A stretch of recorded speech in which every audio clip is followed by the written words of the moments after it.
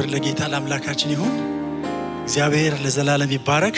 ግን ባለፈው ሳምንት እግዚአብሔር በእናታችን በትየ ሶፊ አንድ ቁልፍ ነግራን ነበር ስለ እግዚአብሔር መፍራት እና ከዚያ የወጣ ነገር የለኝም እንዲሁ። ምክንያቱም ቁልፍ የነገሮች መክፈቻ ናቸው፣ የነገሮች መዝጊያ ናቸው። የአማኝ ትልቁ ቁልፍ እግዚአብሔርን ስለ መፍራት በህይወታችን ላይ ይሁንልን። ከዚሁ ሐሳብ ጋራ ነው ማካፈላችሁ። ነገር ግን ዛሬ አንድ የመጣ መርህ ሲወርድ ሲዋረድ የመጣን አንድ ስርዓት መርህ የምንሽርበት ቀን ይሆናል። አሜን። በመንፈሱ አማካኝነት ሹምሽር እናደርጋለን። እግዚአብሔር ለኤርምያስ በምዕራፍ 1 ላይ እንደነገረው ቃሌን ባፍ ውስጥ አኑራለሁ፣ ትተክላለህ፣ ትነቅላለህ፣ ታፈርሳለህ። ስለዚህ አንተን በአሕዛብና በነገስታት ሾሜሃለሁ ያለው እግዚአብሔር የሹመትን ስልጣን ሰጥቶናል። ሹመት በጠበንጃ ሳይሆን ሹመት ከጌታ የተሰጠ ነው፣ የልጅነት ስልጣን። ስለዚህ በአንደበታችን የምንናገረው ነገር ስርዓትን ይገለብጣል። ሹምሽር እናደርጋለን። ሳይ ጌታ ለዘላለም ይባረክ። እና ማካፈላችሁ ዘፍጥረት ምዕራፍ 1 ከቁጥር 1 እስከ 22 ያለውን ነው። እንደው አጠር አድርጌ በወፍ በረር ነው ማካፈላችሁ። ይሄ ክፍል እንደምናውቀው የመጀመሪያ ታሪክ ነገሮች ሁሉ የተጀመሩበት በኩር መጽሐፍ ነው። ነገር የተጀመረበት መጽሐፍ ነው። 22 ቁጥሮች አሉት። ነገር ግን በሶስት ቀንብቤዋለሁ ወይም በሶስት ሐሳብ ጭብጥ አስቀምጨዋለሁኝ። የመጀመሪያው ከቁጥር 1 እስከ ቁጥር 4 ድረስ የአዳምና ቤተሰቡ የሚል ነው። ከቁጥር 5 እስከ ቁጥር 15 ድረስ ደግሞ እግዚአብሔርና ቃየል የተከራከሩበት እንዲሁም ደግሞ እግዚአብሔር ለአቤል ጠበቃ የቆመበት ክፍል ነው። የመጨረሻው ከቁጥር 16 እስከ 22 ድረስ ደግሞ ቃየልና ቤተሰቦቹ ወይም ዘሩ ያደረገው ተግባር ነው። እና እዚህ ላይ ነው ፎከስ አድርጌ የምናገረው። ቃየል በምድር ላይ ተክሎት የሄደ መንገድ አለ። እሱን ዛሬ እንገለብጠዋለን። አሜን ነው። ክብር ለጌታ ይሁን። መጽሐፍ ቅዱስ በይሁዳ ምዕራፍ 11 ላይ ቁጥር 11 ላይ በአዲስ ኪዳን የያዕቆብ ወንድም ይሁዳ አንድ ነገር ተናግሯል። ይሁዳ መጽሐፍ 25 ቁጥሮች አሉት። ነገር ግን አንድ ምዕራፍ ነው። እዛ ውስጥ ብዙ ነገሮችን ነገሩን ሄደው እና ቁጥር 11 ላይ ግን ይላል ወዮላችሁ በቃየል መንገድ ሄዳችኋልና ይላልና፣ ስለዚህ የቃየል መንገድ የሚባል ነገር አለ ማለት ነው። የቃየልን መንገድ ዛሬ እንሽረዋለን። እስቲ እንሽራለን። እግዚአብሔር በአንደበታችን ምን አስቀምጧል? የሚተክል የሚያፈርስ አይደል? የሚገነባ የሚሰራ ቃል እግዚአብሔር በአንደበታችን ላይ አስቀምጧል። ቁጥር 1 2 3 4 እንዲሁ ትንሽ ነገር ልንገራችሁ። አዳምና ሚስቱ እንደምናውቀው ከኤደን ገነት ተባረሩ። ታሪኩ እዚያ ላይ ነው የሚጀምረው። ከተባረሩ በኋላ እግዚአብሔር ገነትን በሚገለባበት ኪሩብ ዘጋው ይላል። በስተምስራቅ በኩል ዘጋው። ይሄ የሚገለባበት ኪሩብ እንግዲህ መልአክ ነው ይላሉ። የሆነው ይሁን ብቻ ወደ ገነት እንዳይገባ ተዘግቶበታል። እና ኑሮውን አዳም ከሚስቱ ጋር መኖር ጀመረ። እንደውም ምዕራፍ 3 ላይ ወደ መጨረሻው አካባቢ የወጣበትን ምድር ያርስ ዘንድ አዳም ስራ ጀመረ። ያው አዳም ማረስ ጀመረ። እስካሁን እኛ እናርሳለን ማለት እርሻ ሲባል ሞፈርና ቀንበር አይደለም አይደል እንዴ? ይሄ አሁን የምናየው ነገር ሁሉ የመጣው ከዚህ መሬት ነው። ሳይንቲስቶች ያርሳሉ፣ አውሮፕላን ተፈጠረ። ነዳጁ ከመሬት ውስጥ ነው የወጣው። ሀብት ያለው መሬት ውስጥ ነው። የመሬት ጉዳይ ቀላል ነገር አይደለም። ስለዚህ አዳም ምንም እንኳን ከእግዚአብሔር ገነት ቢወጣም መሬትን ግን እግዚአብሔር ሀብት ሰጥቶት ነው የሄደው። ስለዚህ እያረሰ ኖረ ከሔዋን ሚስቱ ጋር ያርሳሉ እንጆ እያደረጉ። ከዛ በኋላ እና ከብዙ ጊዜ በኋላ እግዚአብሔር ወንድ ልጅ ሰጣቸው፣ ቃየል የሚባል። እንደውም እግዚአብሔር ረድቶኛል ስትል ስሙን ቃየል ብላ ጠራቸው ይላል። ቀጠለና የቃየል ታናሽ ወንድም አቤል ተወለደ። ስለዚህ መኖር ጀመሩ። የአባቱን ተግባር ቃየል ማረስ ጀመረ። አቤል ደግሞ ከበጎቹ እረኝነትን እያደረገ በጎችን እያረባ ኖረ። ስለዚህ ያ ቤተሰብ በሰላም ነው የኖረው። በግ ይታረዳል፣ ይበላል፣ ብዙ ተሰብኮ ስለማያቅ ነው እንጂ አይደል? እርሻ አለ፣ ወጣ ብለው አትክልት ይቀነጥሳሉ፣ ማንጎ አለ፣ ፓፓያ አለ፣ የመሬቱ እርሻ አለ። ደስ ብሏቸው ነው የሚኖሩት። አዳም፣ ሔዋን፣ አቤልና ቃይል ከኔ ጋር ናችሁ? ይሄ ቤተሰብ እንደዚህ ነው የቀጠለው። ቁጥር 4 ላይ ነው ቁጥር 3 ላይ እንደዚህ ይላል። 1:4-3 ላይ ከብዙ ቀን በኋላ ይላል ቃየል ከምድር ፍሬ ለእግዚአብሔር መስዋዕትን አቀረበ። ከብዙ ቀን በኋላ ማለት ማቹርድ ናቸው። ማረስ የሚችል ከሆነ ቢያንስ ከ20 ዓመት በላይ ነው ቃየል። በግ የሚጠብቅ ከሆነ አቤልም እንደዚሁ። አዳምና ሔዋን ምናልባት ቃየል መስዋዕትን ሲያቀርብ ከየትም አላመጣውም፣ ከቤተሰቦቹ የወረሱት ናቸው። አልተነገረም እንጂ አዳምም መስዋዕት እያቀረበ ነበር ማለት እኮ ነው አይደል እንዴ? ቃየል መስዋዕት አቀረበ፣ አቤልም እንደዚሁ ከበጎቹ በክራትን ከስቡ አቀረበ። ደህና እየኖሩ መስዋዕት የሚባል ነገር ወደ ህይወታቸው መጣ። እግዚአብሔር ይላል ወደ አቤልና ወደ መስዋዕቱ ተመለከተ። እኔ ዝም ብዬ አየሁት በትኩረት። እግዚአብሔር የተመለከተው መስዋዕቱን ሳይሆን አቤልን ነው የተመለከተው። ቃየልንም ተመልክቶታል እኮ፣ ነገር ግን እውቅና አልሰጠውም እንጂ ወደ ቃየልና ወደ መስዋዕቱ ግን አልተመለከተም፣ አክሴፕት አላደረገውም እንጂ ሁለቱንም ተመልክቷቸዋል። እንኳንም እግዚአብሔር የምናቀርበውን ነገር አልተመለከተልን፣ የምናቀርብበትን ልብ እንጂ። መስዋዕት ህይወትን የሚለይ ነገር ነው። የምናቀርበው ነገር ምንም ይሁን ግን የምናቀርብበት ነገር ግን ዋና ነገር ነው። ልንዘምር እንችላለን ግን የምንዘምርበት ልብ ግን ዋና ነገር ነው። ልንሰብክ እንችላለን ግን የምንሰብክበት ልብ ግን ዋና ነገር ነው። ልናመልክ እንችላለን፣ ልንሰጥ እንችላለን፣ ልንመራ እንችላለን፣ ልንሰራ እንችላለን፣ ልናስተዳድር እንችላለን። ኤቭሪ ዋቴቨር ብዙ ነገር በሉ። እግዚአብሔር እሱን አይደለም የሚመለከተው፣ የምናቀርብበትን የልብ ኪሎ ነው የሚመለከተው። መስዋዕት ይሄንን ቤት አተራመሰው። ከዚያ ቀን ጀምሮ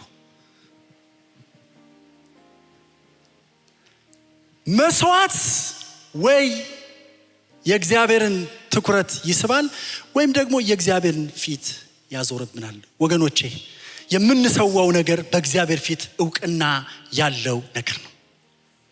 ሰው ስለሰዋ እንሰዋም፣ ሰው ስላደረገ አናደርገውም። ነገር ግን የምናደርግበት ልብ ግን ዋና ነገር ነው። ክብር ለሱ ይሁንለት።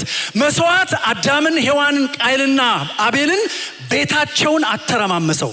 ዛሬ እኮ የምንሰዋው ጌታ የምንሰዋለት ጌታ ስላለ እኮ ነው። እንደዚህ ይላል እኮ በመጽሐፍ በአዲስ ኪዳን ውስጥ የተከተላችሁት ልታመልኩት ብቻ አይደለም መከራም ልትቀበሉበት እንጂ አይደል እንዴ? የምንሰዋለት እሱ ወደ ህይወታችን ስለገባ የሚመጡት ነገሮች ከኛ ሳይሆን ልንሰዋው ከተጠራንለት ጌታ አኳያ እንጂ። አቤል ምንም ያደረገው ነገር የለም። ያንን ተግባሩን ነው ያደረገ። በግ ነው ያቀረበው፣ ያለውን ነው ያቀረበ። ቃየልም ክፋት የለውም፣ ያለውን ነው ያቀረበው። ነገር ግን ልብ የሚባል መንፈስ የሚባል ውስጣዊ ተነሳስቶስ የሚባል ይሄ ሞቲቭ የሚባል የውስጥ ሐሳብ የሚባል ማንም የማያነበው ማንም የማያየው ማንም ቼክ ሊያደርገው የማይችል ውስጣዊ ማንነታችን ግን ዋናና ዋና ነገር ነው። እግዚአብሔር ለውስጣችን ያኑራል። ከውስጣችን ጋር መጣላት ይሁንልን። በእጃችን ከማረጋችን በፊት ከዚህኛው ከጭንቅላታችን ወደ ልብ ከልባችን ወደ እጅ ከመምጣቱ በፊት እዚህ ጋር ያለው ነገር ልባችን ከመውረዱ በፊት ልባችን ላይ ትልቅ ጦርነት እናድርግ። መስዋዕት ይለያል። እየሰዋሽ ከሆነ እውነት ከወንድም ጋር ሊያቀያየምህ ይችላል። እንቀጥላለን እየሰዋን አሜን። እንቀጥላለን መስዋዕታችን እያቀረብን። ግፊቱ እኛን አያስቆመንም። የምንሰዋው አለ፣ የምንሰዋለት አለ። ስሙ ብሩክ ይሁንለት። ብዙ አልቆይም። እዚህ ከ5 ጀምሮ ያለውን ታሪክ ስትመለከቱት ነገር ተበላሸ። ያዕቆብ ማነው ቃየል ሌላ ሰው ሆነ፣ ነብር ሆነ። ምስኪን አቤል ኖርማል ነው። አዳምና ሔዋን እዚህ ላይ ምንም ኮንትሪቢዩሽን አልነበራቸው። በኋላ ነው የሚመጡት። እግዚአብሔር ተነሳ። ከ5 ጀምሮ እስከ 15 ጠበቃው ተነሳ። እግዚአብሔር ከቃየል ጋር እግዚአብሔር መነጋገር ጀመረ፣ ይነጋገር ጀመረ። ፊትህ ለምን ጠቆረ? መልካም ብታደርግ እኮ ኖሮ እንዲህ አይሆንም ነበረ። ብዙ ነገር አለና ቃየል እንደለመደው ወንድሙን ሲያደርጉት እንደነበረው ወደ እርሻ ይሄዳሉ፣ በግ ጥበቃ አብረው ይሄዳሉ፣ እርሻ ይጎበኛሉ፣ ፍሬያማ ነገር ለመቀንጠስ ይሄዳሉ፣ ሜዳ እንጆይ ያደርጋሉ፣ ወክ ያደርጋሉ። ቃየልና ወደ ሜዳ እንሄዳለው። ጥሩ እንደሚያደርገው ነው ያደረገለት። ግን በቃየል ልብ ግን ሌላ ነገር ነው የነበረው። ይሄ ሰው ማያየው ድብቅ ጉዳይ እግዚአብሔር ይሄንን መንፈስ ዛሬ ገለብጠዋል። ወሰደው ይላል፣ አላቆያችሁም? ገደለው ይላል። አንቆ ይግደለው፣ ገደል ውስጥ ይክተተው፣ የተጻፈ ነገር የለም። እግዚአብሔር ተነሳ። ጠበቃው እግዚአብሔር ተነሳ። አባቱ አልተነሳለትም፣ ሔዋን ትዝ አላለችውም ልጇ። ነገር ግን እግዚአብሔር ለምን ገደልከው አለው። ወንድም አቤል የት አለ አለው። እኔ ወንድሜ ጠባቂ ነኝ። ኦፍ ኮርስ ጠባቂ ነህ እያለው እኮ ነው። የወንድሜ ጠባቂ ነኝ ወይ አለው። እግዚአብሔር የጠበቃ አምላክ አለን። ማንም ላይቆምልን ይችላል፣ ማንም ላይከራከርልህ ይችላል። እየሰዋ ልትገደል ትችላለህ። እየሰዋ በስውር ሴራ ሊመጣብህ ይችላል፣ ሊዶለት ይችላል። አንተ መስዋዕትህን ቀጥል። እግዚአብሔር ግን ስላንተ ይከራከርልሃል፣ ስላንቺ ይሟገትልሻል። የታለ ወንድምህ አለው። የታለ አለው። እኔ ወንድሜ ጠባቂ። አዎ ጠባቂ ነህ። እግዚአብሔር ጠበቃ አለው። ክብር ለጌታ ይሁንለት። ስለናንተ አትናገሩ፣ አታስረዱ፣ አትሟገቱ፣ አትከራከሩ። ዝም ብላችሁ መስዋዕታችሁን እያቀረባችሁ ሂዱ። እግዚአብሔር ከተፍ ይላል።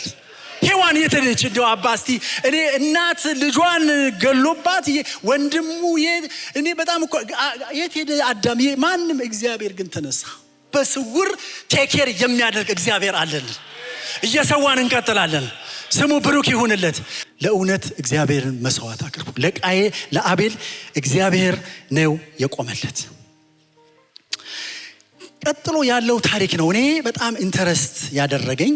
ርዕሴንም የምናገረው ከዚህ በኋላ ነው።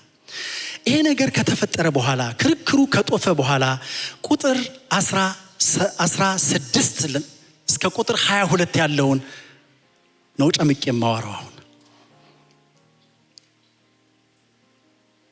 16 እንደዚህ ይላል፣ ቃየልም ከእግዚአብሔር ፊት ወጣ፣ ከኤደንም ወደ ምስራቅ በኖድ ምድር ተቀመጠ። እና ትንሽ ልናገር ስለ ቃየል። ወንድሙን ገድሎ ርህራሄ የሚባል ነገር አልፈጠረበትም። ንስሐ የሚባል ነገር አላየውም። መመለስ፣ ልብ መለስለስ፣ ይሄ ስብር ማለት መቆጨት አልታየበትም። እንደውም ትክክል እንደሆነ ነገር ነው ያየው። ቃየል ከእግዚአብሔር ፊት ወጣ። እና ለዚህ ነው የአምልኮ መሪዎቻችን እግዚአብሔር ስለ ሀለወቱ የዘመሩልን። እና ዛሬ በእውነት ወደዚህ ክብር እሱ ይመልሰን። ልናጠፋ እንችላለን፣ ማይሆን ነገር ውስጥ ልንገባ እንችላለን። የሚመለስ ልብ ግን እግዚአብሔር ይስጠን። ቃየል ከእግዚአብሔር ፊት ወጣ ነው የሚለው። ከእግዚአብሔር ክልል ወጣ። እንዳውም ሌላው ትርጉም ከእግዚአብሔር መገኘት ነው የሚለው አይደል? ከእግዚአብሔር መገኘት። የተሰበረ ልብ ቢኖረው ኖሮ አይወጣም ነበረ። እዛው አንተው ግደለኝ እግዚአብሔር ሆይ፣ እውነት ነው ተሳስቼ ወንድሜን ገድያለሁኝ፣ አጥፍቻለሁ፣ ቤተሰቦቼንም አሳዝኛለሁ ብሎ በእግዚአብሔር ፊት በዛው ቢወድቅ ቢሆን ኖሮ ቃየል ዛሬ አንሰብከውም ነበር። ግን ከእግዚአብሔር ወጣና 3 ነገሮች እዚህ ውስጥ አሉበት። ከእግዚአብሔር ወጣ ሲል አንደኛ ከመገኘቱ ነው የወጣው። ከክልል ነው የወጣው። ከእግዚአብሔር ሀልወት ነው የወጣው። ከእግዚአብሔር ፊት ነው የወጣው። ከእግዚአብሔር መገኘት ነው የወጣው። ከእግዚአብሔር አሰራር ነገር ነው የወጣው። ሁለተኛ ከቤተሰቦቹ ነው የወጣው። ከአባትና ከእናቱ ነው የተለዩ ነው የወጣው። ኖድ በምትባል ምስራቃዊ ኤደን ኖድ በምትባል ምድር ተቀመጠና ኖድ የሚለው ትርጉሙ መቅበዝበዝ ማለት ነው ይላል። እንደ ተቀበዘበዘ ከእግዚአብሔር ፊት ወጣ። ሶስተኛው የራሱን መንገድ ነው የቀየሰው።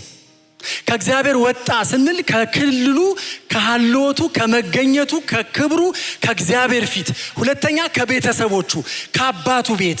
አብርሃም ብቻ ነው በጥሪ ከአባቱ ቤት ውጣ የተባለው እንጂ ቃየል በራሱ ፈቃድ ነው ከአባቱ ቤት የወጣው።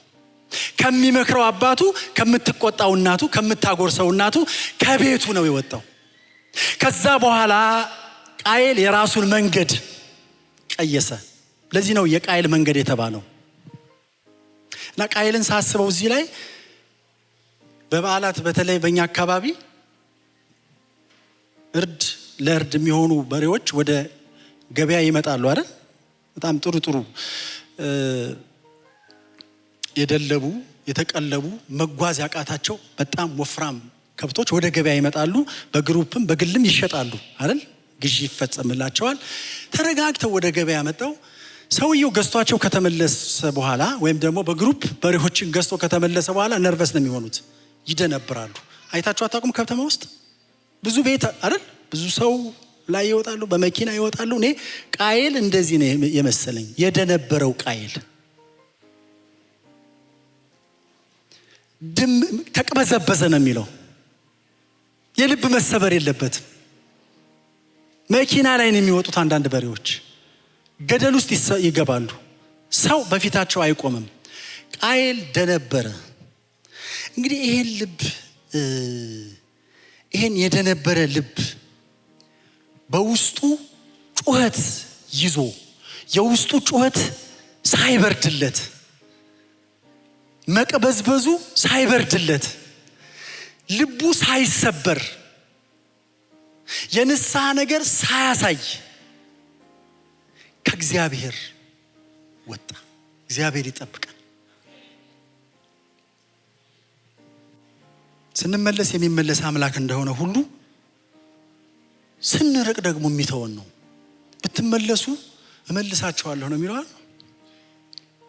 እምቢ ብትሉ ግን ሰይፍ ይበላችኋል። እሺ የሚል እግዚአብሔር፣ የሚመለስ እግዚአብሔር ከዚህ ክልል ነው የወጣው። እና የሚገርማችሁ ከቁጥር 17 ጀምሮ እስከ 22 ድረስ ቃየልና ቤተሰቦቹ በዚህ የደነበረ ማንነት፣ በዚህ ያልተረጋጋ ሰውዬ፣ በዚህ ቀውስ ውስጥ የገባው ሰውዬ እስካሁን ድረስ ያለችዋን ምድር ቀርጾልን ሄደው ዓለምን የቃየል መንገድ ነው ቀርጿት የሄደው።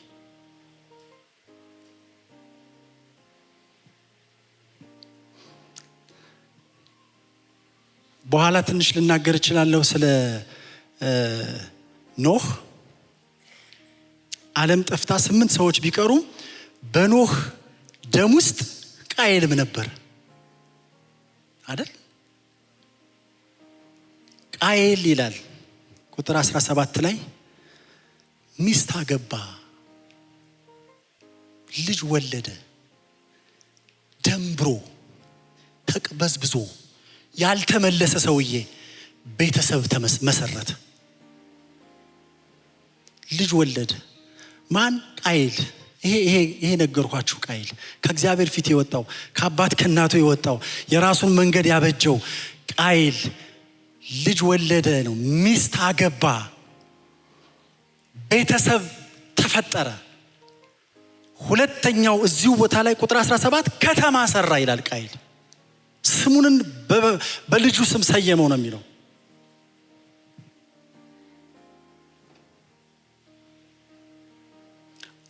ቤት አይደለም የሰራው፣ ከተማ፣ ብዙ ነገሮች ያሉበትን ከተማ ነው የሰራው። ከተማውንም በልጁ ስም ሰየመው። ምን አይነት ከተማ ነው የሚሰራው? በዚህ ሰውዬ የተሰራ ከተማ፣ በዚህ ሰውዬ የታነጸ ህንፃ፣ አስተዳደር፣ ከተማ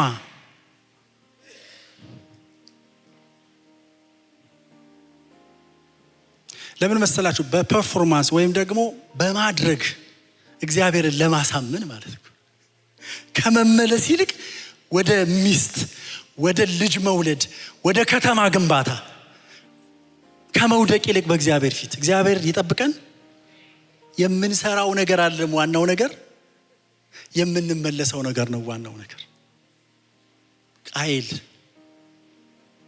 ቀጠለ። የሱ የልጅ ልጅ ልጅ ቁጥር 20 ላይ የዘላኖች አባት ተባለ። ይሄ የግብርናውን የሚወክል ነው። ዘላኖች በየቦታው ሳርና ለምለም ነገር ወይም ቅጠል ውሃ ባለበት አካባቢ ከብቶችን እያረቡ የሚኖሩ አርብቶ አደር የሚባለው የቃየል ዘር ነው የተፈጠረው። ያልተመለሰው፣ ያልተለወጠው፣ ንስሐ ያልገባው እንደደነበረ ይሄው ትውልድ ከብቶችን ማርባት ጀመረ። ግብርናው በዚህ ተቃኘ። እንጸልያለን ዛሬ በእውነት። አራተኛው ቁጥር 21 ላይ በገናና መለከት የሚይዙት አባት ይላል።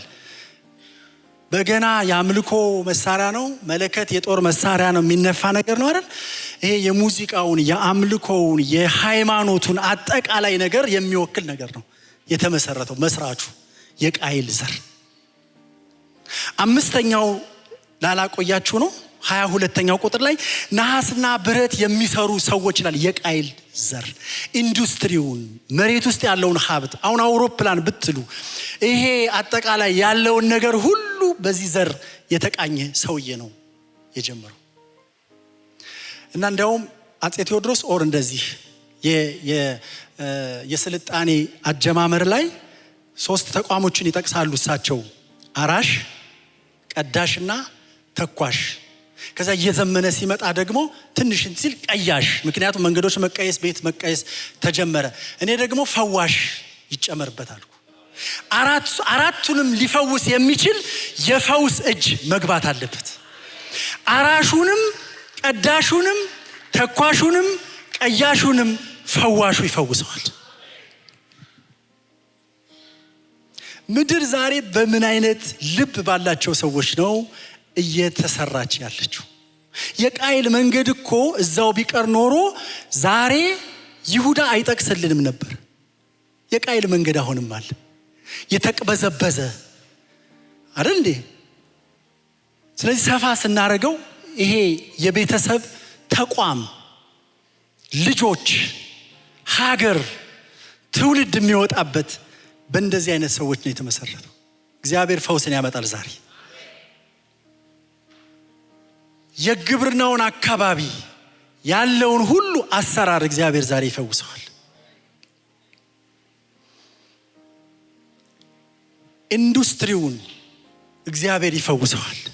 መንፈሳዊውን ዓለም፣ ይሄ አጠቃላይ የመዝናኛውን ተቋም ኤአይ አሁን የመጣው ቨርቹዋል አሰራር፣ ይሄ ሁሉ የምናየውን ነገር ሁሉ እግዚአብሔር ይፈውሰዋል።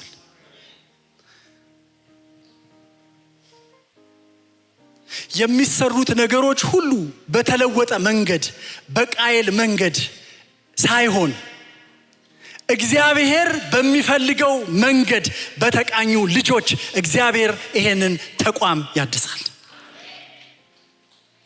አሜን። ስለዚህ ርዕስ ለምትይዙ የቃየልን መንገድ እንዋጃለን የሚል ነው። እንዲሰበስብልኝ ነው ወደ ኋላ ያመጣሁት። ርዕስ መጀመሪያ ነው ብዙ ጊዜ የሚነገር። የቃየልን መንገድ መዋጀት፣ የቃየል መንገድ መዋጀት አለበት። ለዚህ ነው አሁን ይሄ ፊዚካሉ የቃየል ትውልድ የሰራው ፊዚካሉ በኖህ ላይ ጠፍቷል። ደግሞ እግዚአብሔር ተጸጸትኩ ብሏል ዘፍጥረት ምዕራፍ 6 ላይ። አካሄዱን ከእግዚአብሔር ጋር ያደረገው ሄኖክ ተገንቷል። አንድ ሰው እሱ ሄዷል። አንድ ሰው ደግሞ በእግዚአብሔር ፊት ሞገስ አግኝቶ መርከብን ሰርቷል አይደል እንዴ?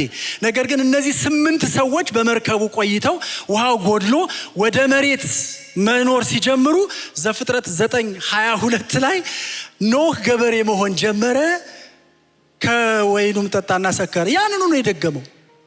እኛም እኮ እስካሁን እሱን ነው እየደገምን ያለ ነው። አዲስ ነገር እኮ የለም። ስለ እኛ ግን ዛሬ እኔ መልእክቴ ምንድነው? ይሄ አሁን በመድሪቱ ላይ ያለውን ተቋም የደነበረው ወደ እግዚአብሔር እንዲመለስ፣ የተቀበዘበዘው በእግዚአብሔር ፊት ንስሐ እንዲገባ፣ ደግሞም ተቋሞች እንዲታደሱ በእውነት በእግዚአብሔር ፊት እንጸልያለን። የቃየል መንገድ መዋጀት አለበት። በቃየል መንገድ የሚሄድ የተለያየ ሴክተር ላይ የተቀመጠ መሪ እግዚአብሔር ወደ እግዚአብሔር ፊት እንዲመለስ እንጸልያለን። በቃላችን ላይ እግዚአብሔር ቤተክርስቲያንን ዛሬ ስልጣን ሰጥቷታል። ስልጣናችንን እንጠቀማለን። እግዚአብሔር ለዘላለም የተባረከ ይሁን። ከኔ ጋር ናችሁ? በፍጹም የማይፈርስ ነገር የለም። ግን የምንሰራበት ልብ ግን ወሳኝ ነገር ነው። እግዚአብሔር ማሳመን ነበረበት ቃየል። በእግዚአብሔር ፊት ከመሆን ይልቅ ማሳመን ምን በማድረግ? ከተማ በመስራት፣ ብዙ ነገሮችን በማድረግ፣ ብዙ ኢንቨስት በመስራት ትውልዱን በዚያው ቀጠለ። ምናልባት ሲያረጅ እንኳን ቢመለስ ልጆቼ የሄድኩበት መንገድ ልክ አይደለም ተመለሱ ቢላቸው ቢኖሩ ይጻፍልን ነበረ። እግዚአብሔርም ሰውን በመፍጠር ተጸጸትኩ አይልም ነበር። ኖህም ደግሞ መርከብ ስራልኝ አይባልም ነበር። ጥፋትም አይመጣም ነበር። ዛሬ ጥፋት እንዲሆን ሳይሆን ያለው ነገር ግን ሪዲም እንዲደረግ እንጸልያለን። አሜን ነው። ከኔ ጋር እንስማማለን። ስለዚህ መፍትሄው ምንድነው? 3 ነገሮችን ልናገር። የመጀመሪያው ወደ እግዚአብሔር መመለስ፣ ወደ ሐልወቱ መመለስ። የወጣው ቃየል ከመንገዱ መመለስ አለበት። ሁለተኛው ወደ አባቱ መመለስ አለበት። ሰው ወደ ወላጆቹ መመለስ አለበት። ሰው ወደ ቤቱ መመለስ አለበት። ወደሚመክረው ወደ ታላላቅ አባቶችና ወደ ታላላቅ ሰዎች ትውልዱ መመለስ አለበት።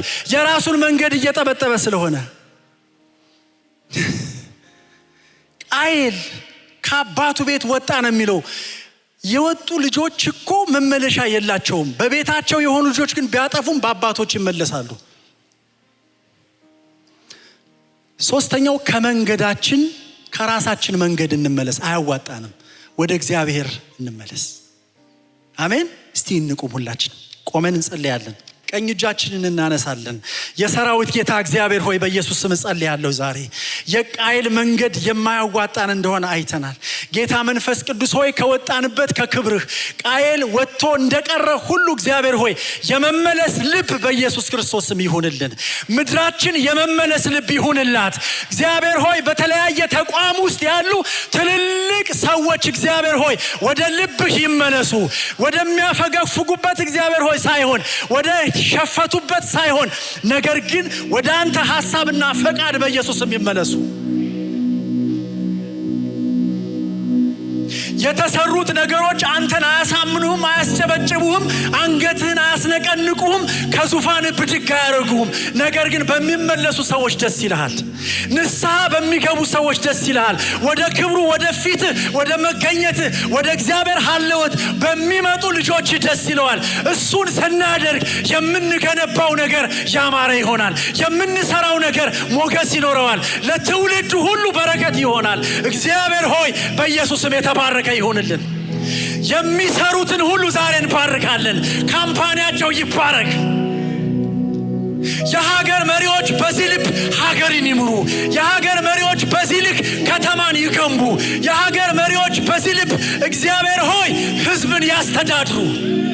ልዩ ልዩ ካምፓኒ፣ ልዩ ልዩ ተቋም ያላቸው እግዚአብሔር ሆይ ሰዎች በዚህ መንፈስ በቃየል መንፈስና ልብ ሳይሆን በቃየል መንገድ ሳይሆን የተዋጀ ልብ ይዘው እግዚአብሔር ሆይ ድርጅታቸውን በኢየሱስም ይምሩ። ይህ መርህ በኢየሱስም ይገልበጥ። ይህ አሰራር፣ ይህ ስትራክቸር በኢየሱስም ይናድ።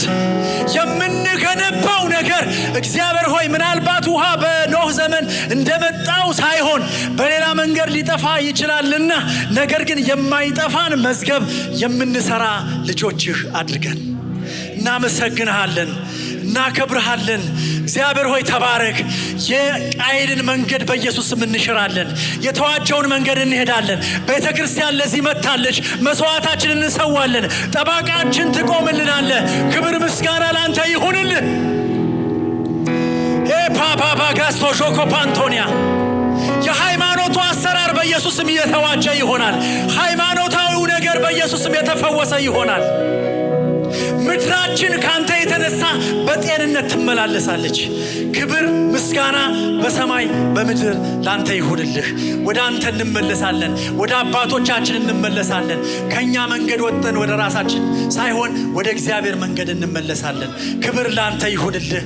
ላከበርከን ለወደድከን ጌታ ስም እንጸልያለን። አሜን። ለጌታ ጭብጨባ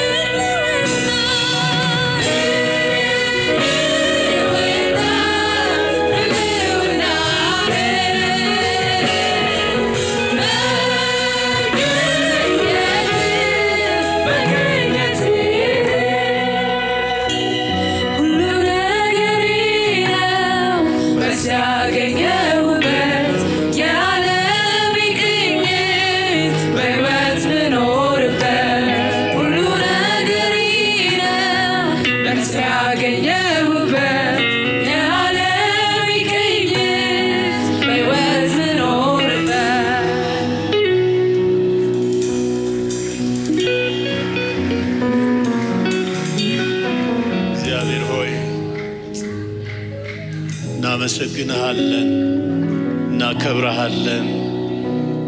ባሪያህ ፊትህን ሳይ እጠግባለሁ እንዳለ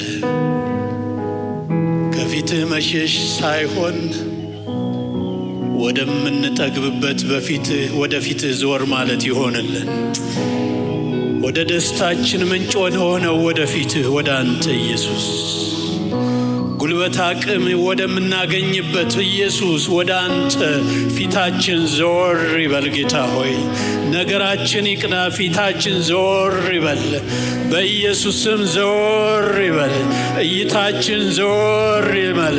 አመለካከታችን ዞር ይበል። ፊትህን ስናይ እንጠግባለን። ጥጋባችን አንተ ነህ፣ ደስታችን አንተ ነህ፣ እርካታችን አንተ ነህ። እግዚአብሔር ሆይ ዞር አድርገን፣ ዞር አድርገን፣ ሕዝባችንን ዞር አድርግ። ጌታ ሆይ ወደ አንተ ካንተ መሸሽ ስለማይቻል አባት ሆይ ካንተ ወዴት እሸሻለሁ? መሸሻ የለም። አንተ በሁሉም ቦታ አለ። ስለዚህ ወደ አንተ ነገራችን ሁሉ ዛሬ ከዚህ ጊዜ ጀምሮ በጌታ በኢየሱስ ስም ዘወር ያለ ይሆን። ላይገኝ ኢየሱስ ለጠላት ላይመቻች ነገራችን በጌታ በኢየሱስ ስም ወደ አንተ ዘወር ይበል። ስለ መከርከን ተባረክ፣ ስለ ተስተማርከን ተባረክ፣ እንመለስ ስለ ተናገርክ። ክብር ምስጋና ለስምህ ይሆን። ክብር ምስጋና ለስምህ ይሆን። ሃሌሉያ። እስቲ ከኔ ጋራ ቃሉ የእግዚአብሔር ቃል ነው የሚለው እኔ አይደለሁም። ፊትህን ሳይ በሉ እስቲ እጠግባለሁ።